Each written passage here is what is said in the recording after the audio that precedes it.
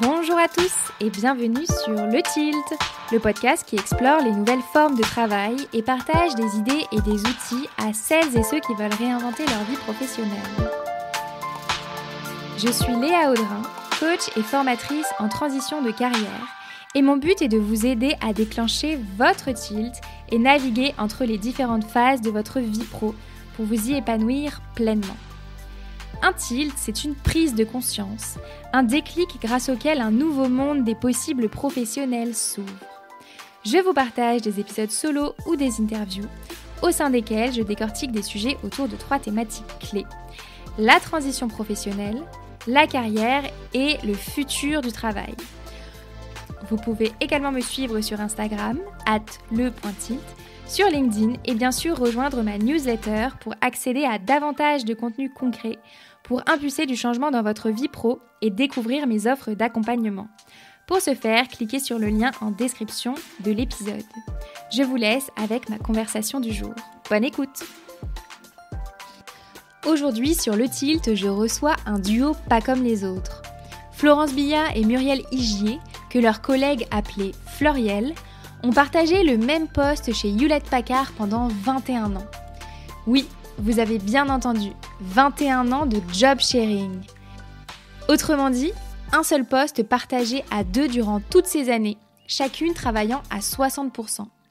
Le job sharing, c'est une organisation encore méconnue en France, mais qui leur a permis d'assumer des responsabilités de haut niveau tout en gardant un vrai équilibre personnel et de bâtir une carrière solide dans la finance d'entreprise. Je leur ai posé toutes mes questions. Comment pose-t-on les bases d'une collaboration aussi long terme en termes d'organisation, de communication et de stratégie? Comment est rémunérée une telle organisation en duo et comment va-t-on négocier des promotions et des augmentations pendant 21 ans? Comment se passe concrètement le quotidien d'un binôme en job share? Qui s'occupe de quoi et comment se passe-t-on les dossiers de semaine en semaine? Et surtout, je leur ai demandé ce que le job sharing leur a apporté professionnellement et comment celui-ci a changé leur équilibre de vie pro et perso. Vous allez découvrir un récit où s'entrelacent amitié, professionnalisme, un grand respect mutuel, une grande confiance et des ambitions de carrière partagées. Bonne écoute!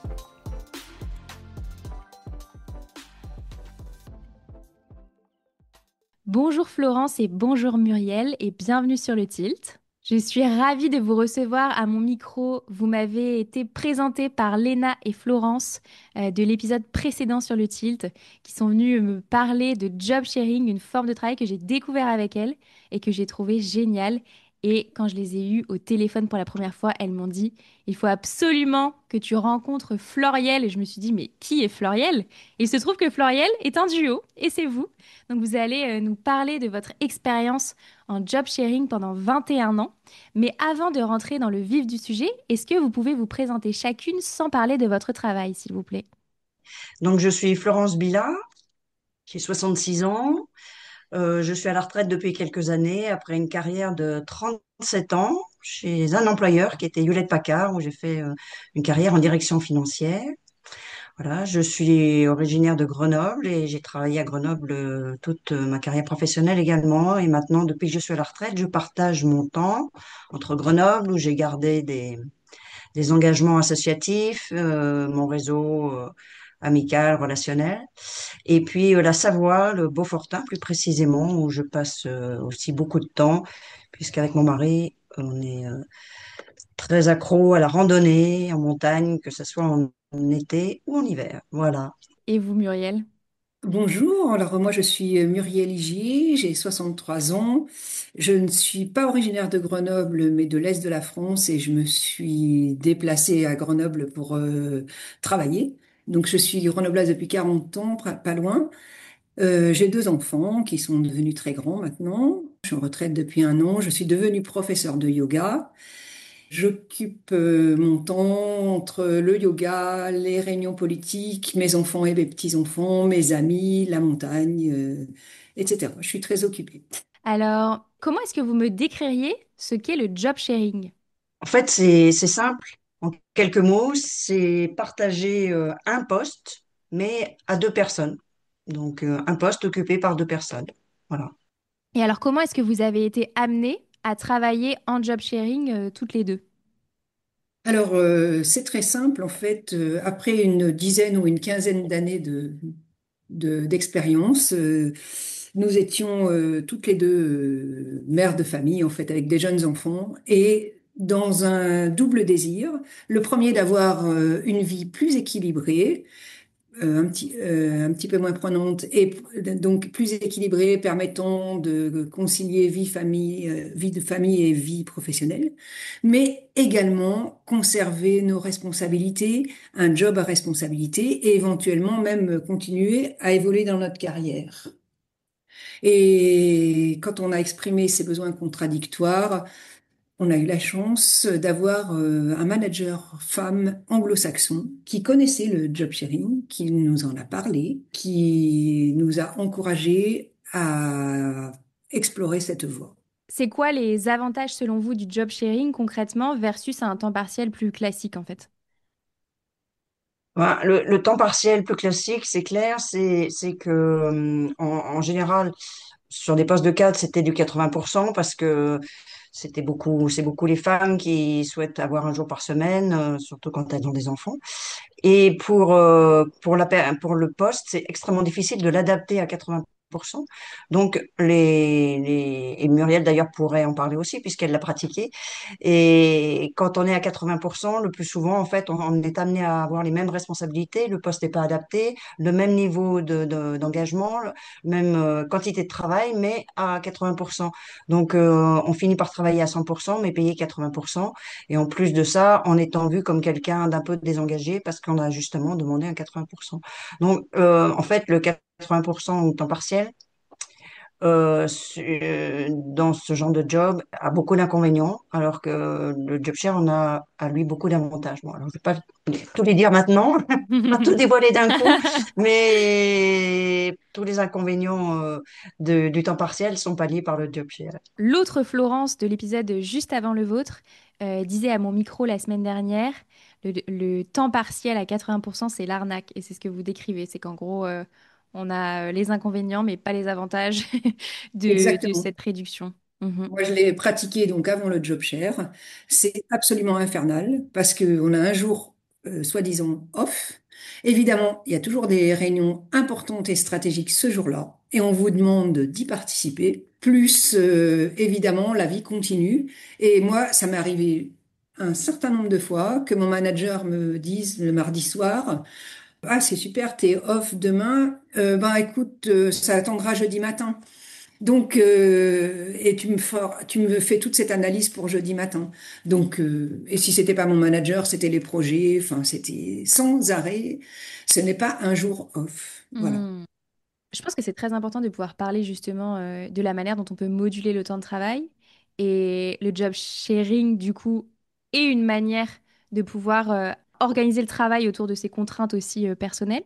Est-ce que vous pourriez nous dire chacune à quel poste vous étiez avant d'avoir ce poste partagé? Je peux commencer. Donc, c'est Florence. Moi, j'étais sur un poste de management de l'équipe finance d'une entité business de HP. Voilà.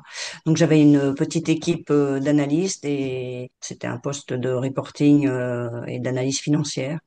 Bon, en fait, moi, j'avais exactement le même type de poste, hein. Manager financier d'un autre business avec une petite équipe, la même chose, et on avait le même manager. Il y avait un directeur financier qui avait plusieurs managers, et on était toutes les deux managers reportant au même directeur financier. Quand vous étiez toutes les deux sur votre poste, vous avez eu cette manager anglo-saxonne qui vous a fait penser au job sharing. Est-ce que vous travailliez ensemble avant ou alors vous vous êtes rencontrés au travers de vos demandes respectives de réarranger votre temps de travail? Alors, on ne travaillait pas vraiment ensemble puisqu'on était chacune sur notre business. C'était des business indépendants. Mais néanmoins, on avait eu déjà quelques staffs financiers. Par exemple, le staff du directeur financier regroupait les managers financiers.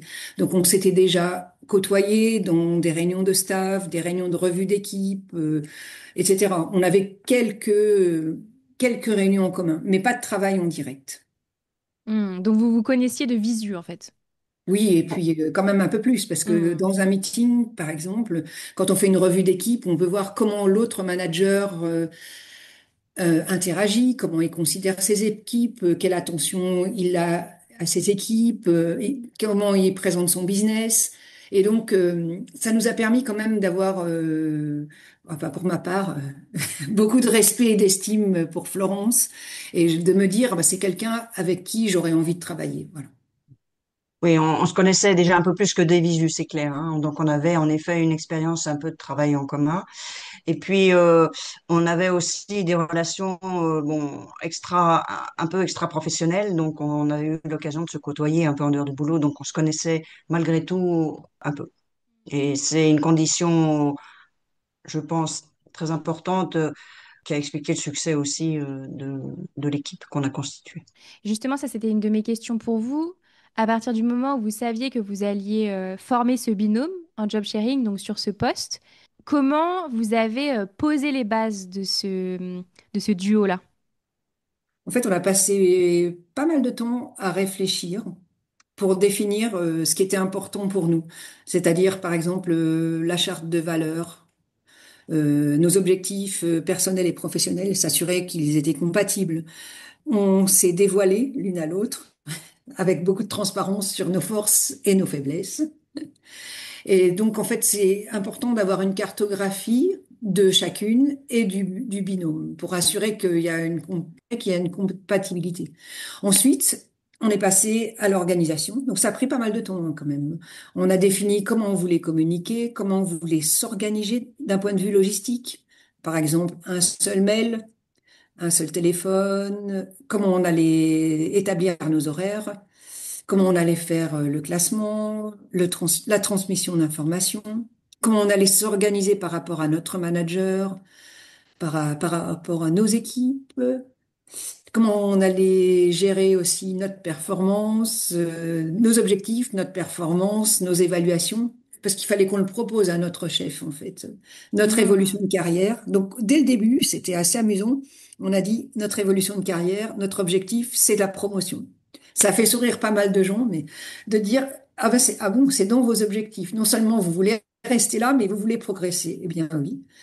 Et on a essayé de couvrir le spectre total de nos responsabilités, de notre fonction de s'organiser. C'est important de le faire au départ. Après, on peut toujours s'ajuster, mais faire la cartographie au départ, c'est vraiment indispensable. Si je peux compléter, je pense que pourquoi on a passé tout ce temps-là, c'est aussi pour limiter les risques et en fait essayer d'anticiper au maximum les surprises ou les difficultés. Et je pense on y est bien arrivé, mais on avait quand même un plan au cas où ça ne marcherait pas. Et donc, je pense que ça a aussi contribué à rassurer tout le monde. C'était quoi ce plan du coup? Ben, c'est que je restais sur mon job et que Muriel cherchait un autre job. Hmm. Ouais, donc vous avez donné un plan B en fait pour que ça rassure l'intégralité C'est de vos ça. partenaires. Ok.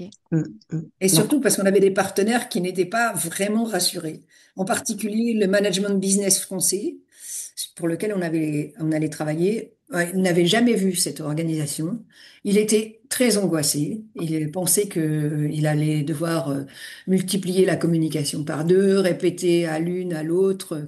Il était très angoissé. Donc, il lui fallait un plan B. Est-ce qu'il avait d'autres craintes ou pas? Savoir aussi comment il allait évaluer. La question quand même qu'il a posée dans ces termes, moi, ça m'a fait rire. Sur qui je vais taper si j'ai un problème? C'est très masculin, mais sur qui je vais taper? Alors, il y a plein de questions qui me viennent. Déjà, vous parliez de pouvoir passer des étapes en termes de responsabilité, d'ambition, etc. Dans votre duo. Quelles ont été vos différentes responsabilités et jusqu'à quel niveau vous avez été ensemble? on a été responsable d'équipe financière, donc manager, et puis directeur financier en fait d'une entité business internationale, donc avec en faisant partie d'un comité exécutif d'une entité business, donc contribuer au pilotage stratégique de l'entité et en ayant des équipes qui ont pu aller jusqu'à 40 personnes et qui étaient pas seulement à Grenoble, bien sûr, mais réparties dans tout le monde. Donc, on a fait du management d'équipe à distance en job share. C'est génial. Vous avez vraiment gravi les échelons et vous avez étendu votre scope en fait, toutes les deux. On les a étendus et puis on a fait des mouvements latéraux latéraux aussi, donc on a changé de secteur, d'activité, on a changé d'interlocuteur, on a eu plusieurs managers, je sais pas, au moins, on n'a pas compté exactement, mais sûrement pas loin d'une dizaine. Donc à chaque fois, il fallait réapprendre le job share à notre nouveau manager, le reconvaincre. Je pense que globalement, on les a à peu près tous convaincus. Alors, peut-être une ou deux exceptions près. Et puis réapprendre à travailler avec les équipes. Mais là, je pense que ça a été quelque chose de très gratifiant. Bon, on pourrait y revenir, mais le travail en job share avec les équipes, c'est toujours super bien passé. Je pense que tous les gens qui ont été dans nos équipes en gardent un bon souvenir. Voilà, donc oui, ça nous a permis, enfin, on a pu évoluer en job share plusieurs fois et on a rempli notre objectif initial, je crois. Bravo, c'est vraiment très inspirant.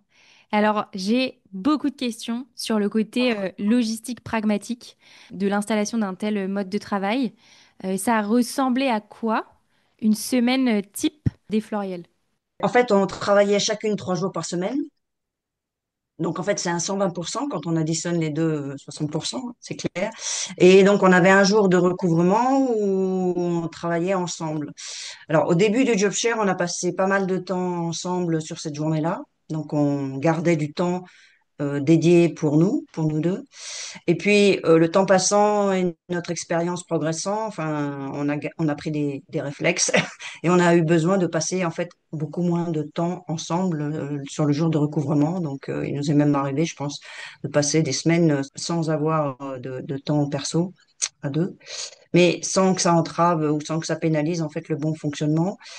Par contre, ce qui était indispensable, c'est qu'on se passe le témoin avant de démarrer. Donc, celle qui démarrait avait pris connaissance de toute l'information en compte rendu, en consigne avant de démarrer. Donc, on le faisait quand même en général à la maison, hein, il faut le dire, pour être tout de suite opérationnel.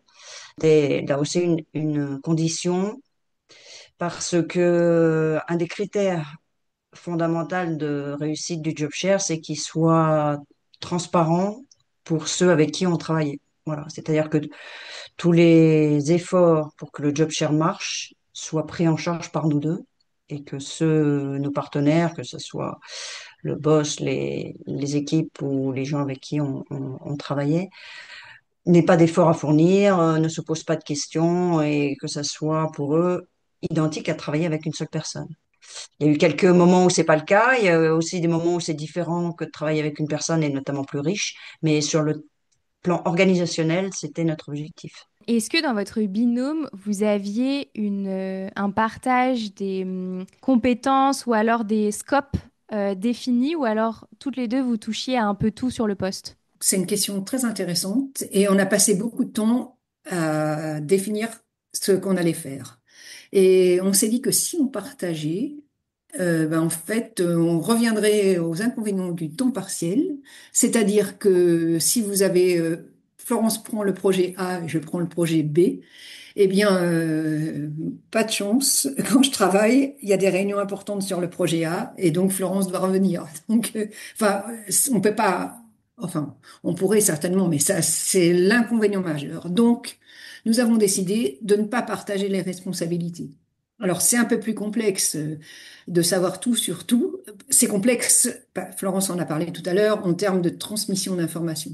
Mais ça permet, en fait, à la personne qui travaille de pouvoir travailler sur tous les projets, en fait, avec n'importe quel collaborateur, en ayant la compétence et en dérangeant le moins possible la personne qui ne travaille pas. Alors, c'est complexe, mais on a fait ce choix. En fait, comme Florence l'a dit, au cours du temps, on a amélioré notre transmission d'informations. Au début, on passait beaucoup de temps à se transmettre l'information. À la fin des 21 ans, on ne va pas dire un duo parfait, mais ça marchait très, très, très, très bien. Comme dit Florence, on n'a pas eu besoin de passer beaucoup de temps dans les dernières années pour se passer l'information. Alors, il y avait quand même un secret hein, pour arriver à ça, c'est l'organisation. Il faut avoir une organisation proche de la perfection. C'est-à-dire que chaque projet ou chaque réunion, elle est résumée quelque part avec les points clés dans un mémo et que ce mémo, il est classé et accessible à l'autre, en fait.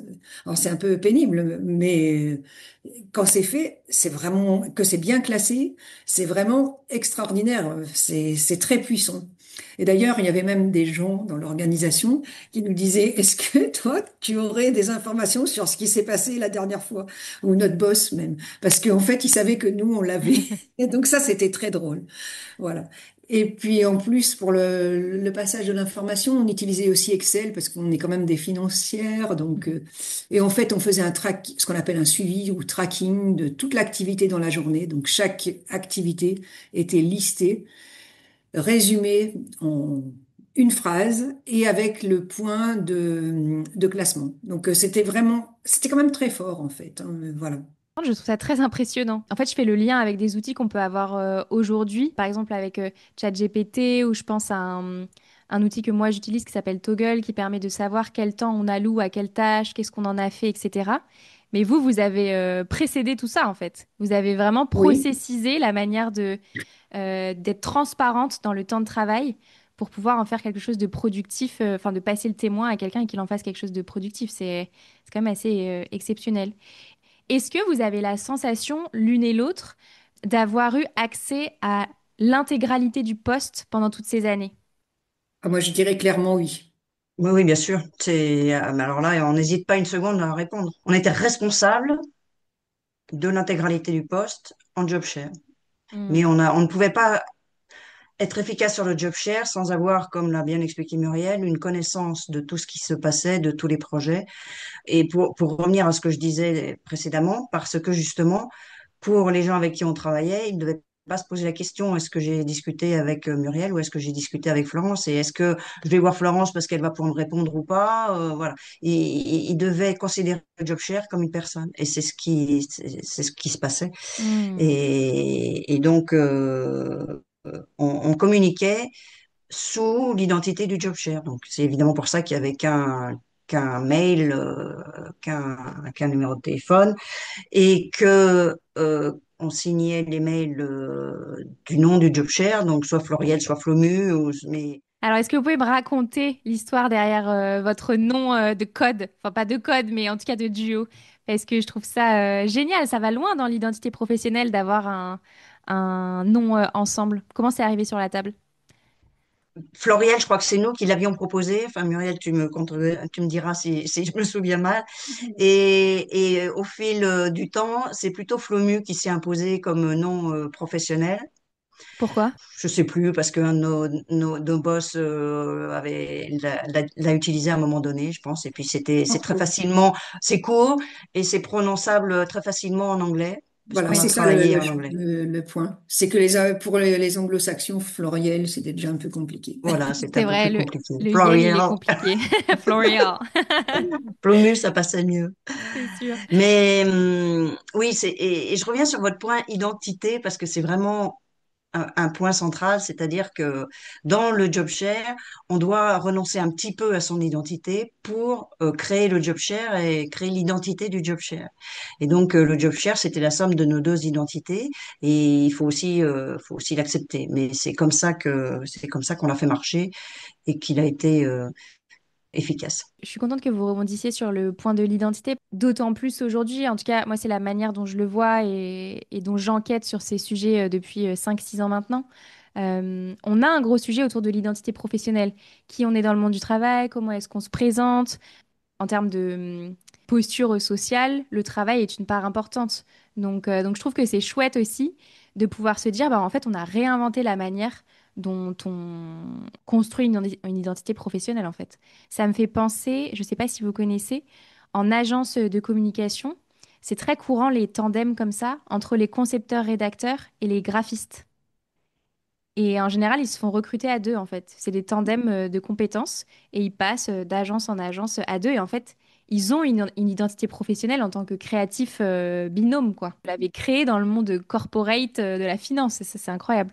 Et ce qui s'est passé, c'est que on s'est tellement fondu professionnellement et comme on signait toujours Florence et Muriel, enfin, quand je prenais un mail, Je ne savais plus si c'était moi qui l'avais écrit ou si c'était Florent. J'étais incapable de le dire. Enfin, parfois oui, mais parfois non, parce que en fait, on avait fini par rédiger de la même façon, structurer de la même façon. Et moi, j'étais aussi fière de ce que Florence faisait. Enfin, ça faisait aussi partie de notre identité, se sentir assez souvent ou le plus souvent fier de ce que l'autre fait. Voilà. Hmm. Parce que sinon, si on dénigre l'autre personne, ça peut pas marcher en fait. En disant je l'aurais mieux fait. Ouais, c'est les bases de la confiance aussi pour pouvoir bien travailler ensemble. J'ai une question sur un côté très pragmatique. Comment ça se passe un entretien annuel en job sharing et comment se passent des négociations de salaire en job sharing? Bon, en fait, c'est très simple. C'est comme s'il y avait une seule personne. Et dans le monde corporate, dans les outils, ça va être un copier-coller. C'est une seule personne. On a un seul jeu d'objectifs. Les objectifs, c'est les objectifs du job share qui sont copiés dans le système parce que on est deux personnes quand même dans le système pour Florence et pour Muriel. On va avoir une seule évaluation, un seul entretien d'évaluation, donc un manager avec le job share en fait, un seul ranking, enfin une seule note, hein. Soit on va excéder les objectifs, soit on va juste les atteindre. Et puis on va avoir un seul salaire, enfin le même salaire, le même niveau de salaire, la même augmentation et les mêmes primes. Voilà. Et au départ, parce qu'en fait, au départ, on s'est mis ensemble, on n'a pas tout à fait le même niveau de salaire, il n'y a pas un gros écart. Florence avait un peu plus grâce à son diplôme de HEC, et on m'a réaligné sur ce niveau-là. Et donc après, on a vécu 21 ans avec la même chose. Ouais, c'est très transparent en fait sur toute la ligne. Même dans les négociations, parce qu'on parle d'un contrat en fait finalement. J'imagine que vous aviez quand même chacune un contrat avec HP d'un côté et de l'autre. Bah oui, un contrat HR, oui, forcément. Oui. Oui, c'est ça. Les outils HP nous ont aidés parce que quand même l'évaluation de performance était extrêmement structurée. Voilà. Avec une gestion par objectif et donc une discussion annuelle des objectifs, une discussion des résultats. Et donc la notation, le ranking était quand même extrêmement enfin objectif, c'est jamais 100% objectif, mais disons qu'il était vraiment basé sur l'accomplissement des objectifs. Cette discussion d'accomplissement, elle avait lieu à deux, en effet, avec notre manager. Et après, le salaire, l'augmentation du salaire était pratiquement déterminée par la grille de salaire et par la performance sur la notation de performance. Donc, ce qui était clé, c'était vraiment ça, la performance pour le salaire. La performance était celle du job share, c'est clair. Voilà. Donc, il fallait en accepter les règles. Et comme l'a dit Muriel, on était fiers du job share et fiers de l'accomplissement. Quand l'autre avait une réussite, on partageait la réussite. Quand l'autre avait une difficulté ou était remis en cause, on était solidaire de cette remise en cause et on défendait la décision qui avait été prise par le job share dans 99% des cas pour pas créer de faille parce que malgré tout, le job share peut être une opportunité pour certains de mettre un coin dans dans l'équipe et de remettre le job share en cause. Si on laisse la solidarité, cette solidarité être mise en cause. Donc il fallait Hmm. être 100% solidaire dans tous les cas. C'est intéressant ce que vous dites et je trouve que ça soulève quand même le sujet des tensions ou des désaccords aussi qu'on peut avoir, en tout cas sur le deux types de désaccords, soit sur le contenu du travail en lui-même, ou alors un désaccord ou une tension relationnelle. Comment est-ce que vous avez géré ça dans votre binôme? Des désaccords entre nous? Ouais. Écoutez, en fait, on avait comme règle, comme le dit Florence, de présenter une seule voix.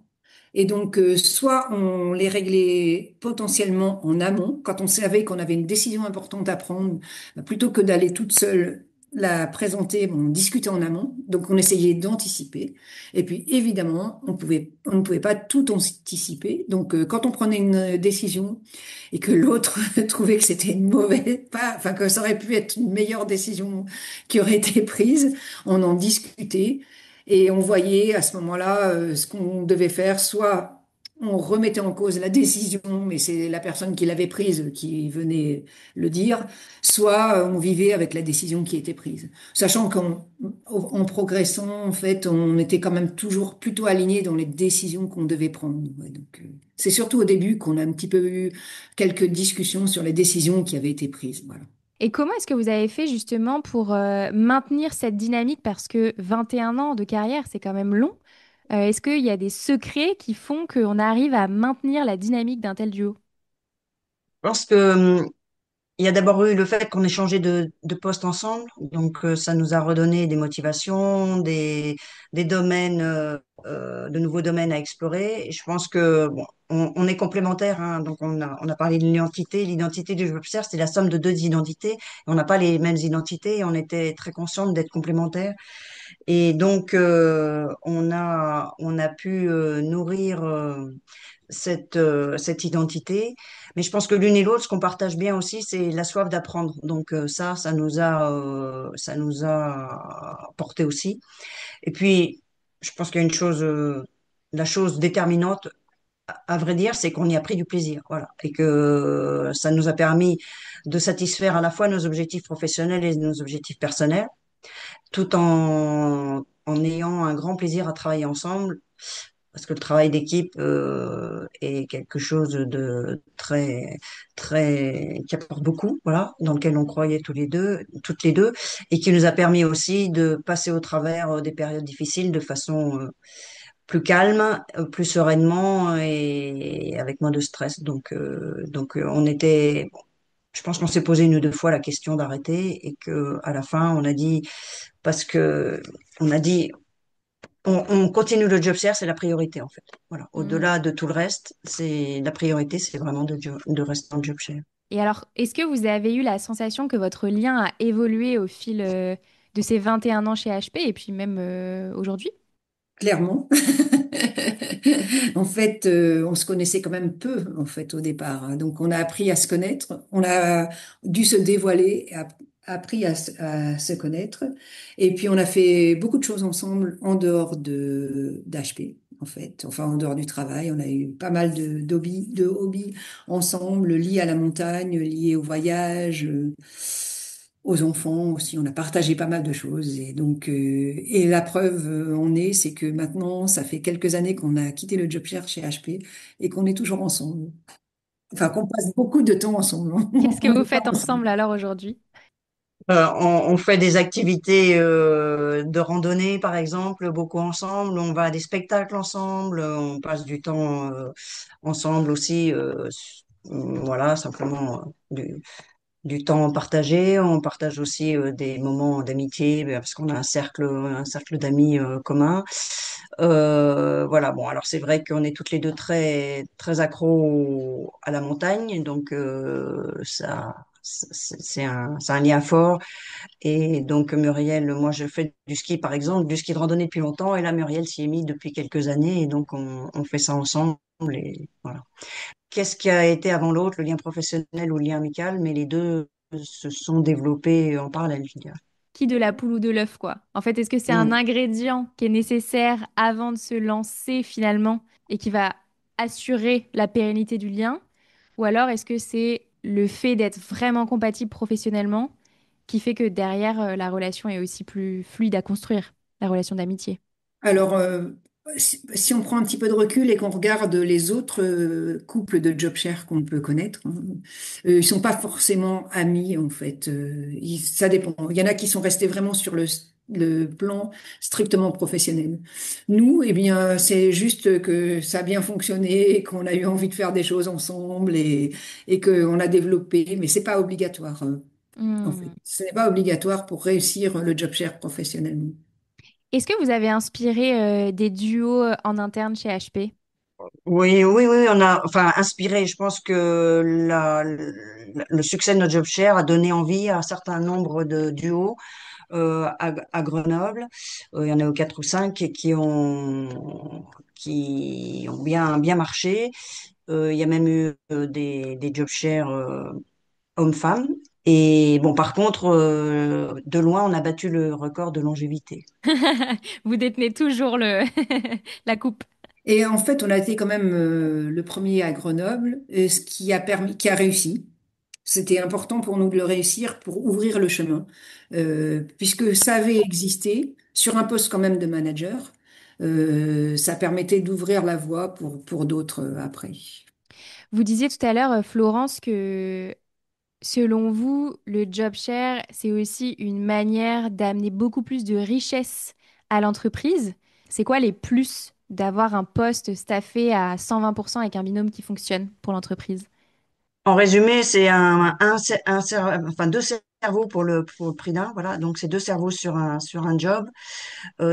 Ça assure plus de richesse, de créativité. Ça assure plus de recul aussi, puisque de fait, on était obligé de prendre du recul pour réfléchir à l'organisation et réfléchir aux décisions stratégiques, comme Muriel l'a dit, hein, pour éviter les surprises et pouvoir anticiper les décisions. C'est beaucoup plus prévisible, je pense, pour les managers et pour les gens avec qui on travaille. Et puis, il y a une continuité de service, malgré tout, parce que quand l'une est absente, ben, l'autre est toujours là. Ça, c'est arrivé, hein, parce que personnellement, j'ai eu un accident de ski, par exemple. Je me suis absentée 3 semaines. Ben, Muriel a pris le relais. Voilà. C'est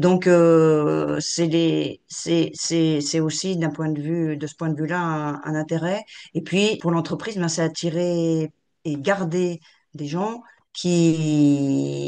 mais en leur permettant d'avoir une vie en dehors du travail. Et je pense que, bon, d'une part, ça permet de retenir les gens. Je sais pas si Muriel ou moi, on serait resté HP s'il n'y avait pas eu le job share, c'est pas sûr. Et je pense que plus on a une vie en dehors de la vie professionnelle riche et satisfaisante, et plus aussi on peut être efficace et engagé au niveau professionnel. Je suis d'accord. Et et vous, Muriel, est-ce que vous sauriez nous dire, en fait, c'est quoi les bénéfices personnels, là, maintenant que vous êtes en retraite, dont vous avez bénéficié, en fait, grâce au job share? La première chose, je pense, c'est avoir un certain recul, une distanciation par rapport au job qu'on peut considérer vraiment comme un processus et une expérience intellectuelle. Un enrichissement mutuel aussi, puisque par exemple pour moi, enfin, de côtoyer Florence, j'ai appris beaucoup de choses, puisqu'on est complémentaires, ça permet de valider. On a traversé des périodes très très difficiles, donc ben, on avait un soutien mutuel, ça nous a permis de gérer mieux le stress. Moi, je pense que gérer le poste de directeur financier à travers toutes ces années, si on a pu le gérer sans burn-out, c'est essentiellement grâce au job share, puisque c'est quand même vraiment avoir le soutien quotidien. Bon, et après, évidemment, une vie plus équilibrée. Je ne reviendrai pas sur le plan personnel, n'avoir que 3 jours par contrat de travail. Ça permet quand même d'avoir du temps pour ses enfants ou ses hobbies. Et puis aussi le plaisir de, Florence en a parlé, le plaisir de travailler avec un partenaire qu'on connaît, qu'on apprécie. Hmm. Dit comme ça semble quand même être un bon modèle qui a de l'avenir. En tout cas, sur les différents enjeux qu'on a dans le monde du travail actuel, qui sont la santé mentale des collaborateurs, pouvoir gérer l'influx d'informations, la demande de tâches qui est toujours plus croissante avec les robots, les IA qui vont arriver, ça va être d'autant plus important. Ça semble être pour les deux parties en tout cas une bonne manière de pallier à ces problématiques HR qu'on peut avoir finalement. J'ai une question encore pour vous, Muriel. Comment ça s'est passé quand Florence est partie en retraite? Ah, j'ai j'ai été triste. J'étais très très triste et je me suis dit oh là là, comment vais-je faire pour travailler toute seule? Alors j'ai quand même tenu le coup, mais pas très longtemps. J'avais pas du tout envie de travailler seule. Alors j'ai repris un job à 70%, 3 jours et demi. Et donc, comme j'étais très expérimentée, c'était quand même un peu plus facile de prendre un job à 70% en direction financière. Mais néanmoins, Florence me manquait tellement, j'avais tellement l'habitude de travailler avec quelqu'un, j'ai trouvé une solution pour partir. Hmm. Voilà. Donc du coup, cette période entre le départ de Florence en retraite et votre départ à vous, ça a duré combien de temps? Moi, je sais plus, en fait. En gros, même pas un an, en fait. Voilà. Hmm. Bon, c'était pas convaincant, quoi. Non, non, j'avais vraiment pas envie de rester. Après avoir fait 21 ans de job share, je n'avais absolument pas envie d'avoir une charge mentale à 100% toute la semaine. C'est vraiment, on l'a pas mis sous le nom charge mentale, mais charge mentale en job share, le jour où enfin, le soir où vous partez, vous prenez les 4 jours, euh, vous laissez la charge mentale dans l'entreprise. Bon, bien sûr, s'il y a quelque chose, l'autre personne va vous appeler, etc. Mais vous êtes tranquille, vous partez en vacances, c'est la charge mentale, elle reste. Parce que les vacances chez HP, quand on est directeur financier, ce ne sont pas des vacances. Il y a des conférences stratégiques, il faudrait mieux y aller. Et vous, il vaut mieux y aller, sinon vous retrouvez votre équipe en lambeaux. Euh, bon, en fait, c'est jamais une charge mentale à zéro. Et donc, c'est insupportable. Enfin, insupportable, voilà. Et du coup, vous, Florence, quand vous êtes partie en retraite, ça a été quoi votre sentiment de quitter le job sharing? Bah, quitter le job sharing, c'est ce qui a été le plus dur en fait, hein, honnêtement, parce que je savais que je créais un problème pour Muriel. Et puis bon, les conditions n'ont pas toujours été très simples parce que voilà, il fallait l'approbation de l'entreprise, donc ça a pris du temps, il y avait des incertitudes. Voilà, donc quitter le job share, ça a été la seule chose négative dans mon départ. En fait, pour le reste, en fait, j'étais prête à partir, et je pense une des raisons pour lesquelles j'étais prête à partir, c'était aussi le job share, voilà, parce que j'avais une vie en dehors d'HP et que je savais ce que j'allais faire de la retraite. Donc je savais que j'allais pouvoir profiter de mon temps après l'activité professionnelle. Voilà. Arrêter mon activité professionnelle en soi n'a pas été un problème. Arrêter le job share, ça a été un problème. Et en fait, comme l'a dit Muriel, comme on l'a continué un peu en dehors d'HP et qu'on continue comme on en a parlé, continue à passer en fait du temps ensemble et la relation est restée. Donc, au final, Hmm. c'est pas du tout un souci. C'était une mue de relation finalement. Voilà. Et j'ai une question pour vous, Muriel, parce que vous avez dit en introduction que vous étiez devenue prof de yoga. Oui, exactement. Je veux savoir comment ça s'est passé. Ah non, mais moi, j'ai eu beaucoup de chance parce j'ai profité des plans de licenciement d'HP qui sont extrêmement agréables et avantageux. Et donc, je pouvais choisir une formation qui pouvait être celle que je voulais. Donc, j'ai choisi une formation de yoga en Inde et c'était OK. Et donc, je suis devenue prof de yoga. C'était quand même un challenge pour moi parce que, en fait, j'avais fait très peu de yoga avant. Et je me suis retrouvée avec des jeunes, très jeunes, en formation en Inde, dans un ashram à la discipline difficile. Mais donc ça, c'était novembre 2019. Mais ça m'a beaucoup plu et je suis devenue prof de yoga, vraiment.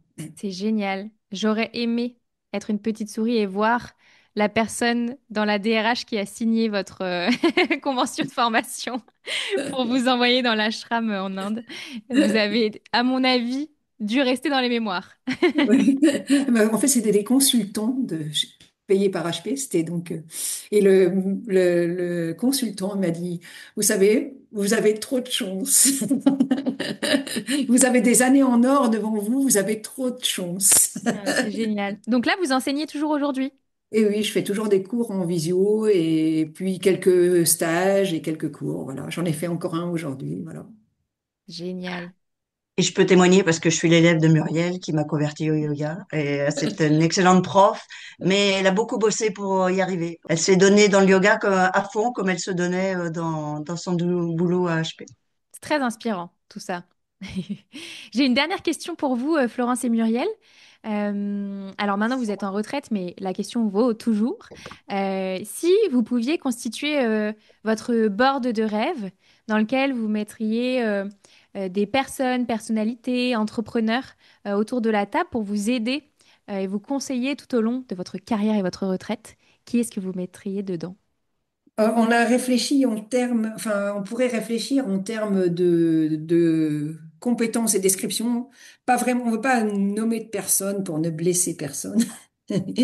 Mais on aimerait avoir un coach HR, coach de ressources humaines, qui nous aiderait vraiment à valider les objectifs, tenir le cap, nous encourager. Voilà, donc ça serait la première personne d'un coach HR. On voudrait aussi un mentor, c'est-à-dire quelqu'un qui est complètement extérieur, pas complètement, mais extérieur à notre business, avec qui on peut partager nos défis et puis qui nous aiderait à prendre du recul et développer notre réseau. Alors, si possible, on aimerait avoir un boss. Alors, notre boss imaginaire de rêve, c'est un boss créatif et visionnaire, exigeant. On aime bien les boss exigeants, parce que exigeant, ça fait progresser, en fait. Et ouvert et avec un brin d'humour. Voilà. Et puis après, au niveau des collaborateurs, collaborateurs créatifs, coopératifs, challengers. On aime beaucoup les gens qui nous challengent en fait, parce que ça nous permet aussi d'ouvrir, hein. Selon les cultures, c'est pas toujours évident. Enfin, comme on a eu l'occasion de manager des gens de toutes les cultures, par exemple, les Asiatiques ne challengent jamais, et c'est très complexe puisque en fait, on peut donner des objectifs idiots et ils exécutent de façon idiote. Donc ça, c'est vraiment non, mais avoir des collaborateurs exigeants et challengers, c'est vraiment très bien. Voilà. Et avec l'esprit d'équipe. Voilà, on a un peu décrit notre environnement de rêve comme ça. C'est beau. On sent que vous avez travaillé ensemble, que tout est cohérent, que vous connaissez bien vos besoins. Florence et Muriel, est-ce qu'il y a quelque chose sur le job sharing que je vous ai pas demandé et où vous vous dites, ah, ça quand même, c'est une info intéressante pour les auditeurs et les auditrices qui nous écoutent et qui se posent la question du job sharing? Alors moi, j'ai un point qu'on n'a pas abordé quand même, c'est le salaire. C'est quand même vraiment important, c'est que vous passez de 100% à 60%, on n'en a pas parlé. Bah, c'est pas tellement évident quand même, hein. Il faut convaincre sa famille en fait. Déjà, enfin, voir si ça passe d'un point de vue budgétaire, et puis convaincre sa famille, lui dire, bah voilà, voilà, je gagnais un salaire, je vais plus gagner que 60%. Et donc ça, faut vraiment bien réfléchir à ça. Alors nous, on a résolu le problème, on a augmenté notre job level, enfin, on a augmenté nos responsabilités, on a augmenté notre salaire, et c'était très bien, hein, voilà. Mm. Mais bon, au départ, c'est pas facile. Ouais, mais c'est un très bon point. Merci de l'aborder parce que effectivement, quand on touche au temps de travail, on touche forcément au financier. C'est important même, je dirais. Florence, Muriel, Floriel, merci beaucoup d'avoir accepté mon invitation à mon micro. Et moi qui explore les nouvelles formes de travail depuis 6 ans, il était passé sous mon radar et je découvre vraiment quelque chose que je trouve vraiment très vertueux. Donc voilà, très contente de pouvoir le faire découvrir à ma communauté. Merci beaucoup, Léa, pour l'invitation. Merci, au revoir. Merci énormément à Florence Billa et Muriel Igier d'avoir partagé avec nous leur incroyable aventure professionnelle en job sharing chez HP. Leur expérience est vraiment la preuve qu'on peut construire une carrière ambitieuse autrement, à deux et sur le long terme. Alors si cet épisode vous a plu, pensez à partager autour de vous, à vos collègues, vos managers, vos amis qui cherchent de nouvelles façons de travailler. Et si vous avez envie de continuer la conversation, je vous donne rendez-vous sur LinkedIn. Ajoutez-moi Léa Audrin, dont le lien est en description. Et moi, je vous dis à très vite pour un nouvel épisode du Tilt.